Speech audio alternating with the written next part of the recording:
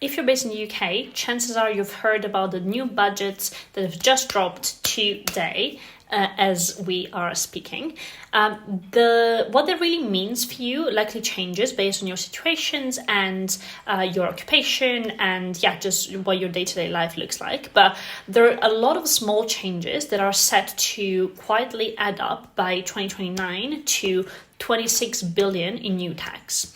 So that sounds like a lot, and I'm going to break it down and explain how the government is about to reach this very large amount of new money by 2029. So stay tuned. So one of the biggest changes is the freeze on income tax thresholds until at least 2030.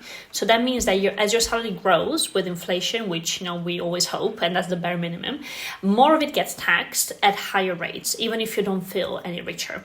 So on average, basic rate earners will pay around £260 more per year. Higher rate earners, however, will pay around £1,300 more per year. This is called the fiscal drag, and it's one of the government's favorite stealth taxes, choose ways, that are not as clear cut or as in your face to, gain some money and make higher earner payers pay more. Next up, another big change that the government has made in the new budget is the cut to the cash ISA limit from 20k, which used to be the normal amount, to only £12,000 per person. Now, doesn't mean that the overall ISA limit is going down to 20k. If you invest through a stocks and shares ISA, you still have the 20k total.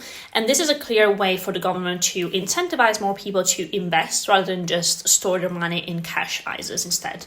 Now, do I think that's a good move to try and incentivize people to invest more? Yes. However, the reality is that in the UK and in general in the world, still a minority of people are investing. And so I fear that this is going to be a push for people to start investing that are not ready.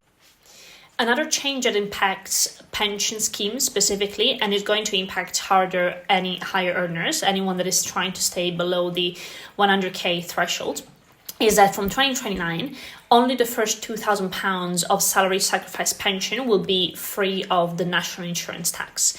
Right now, many people, and especially these high earners, use salary sacrifice to save thousands of dollars, or pounds rather. With this change, anything over 2,000 will be taxed at normal, and that reduces the long-term power of compounding that it's inside your pensions. So some employers will shift costs back to the employees, and it's not, let's say life-ruining, but you will need to plan for it, especially if you were banking on the salary sacrifice very heavily, as I know some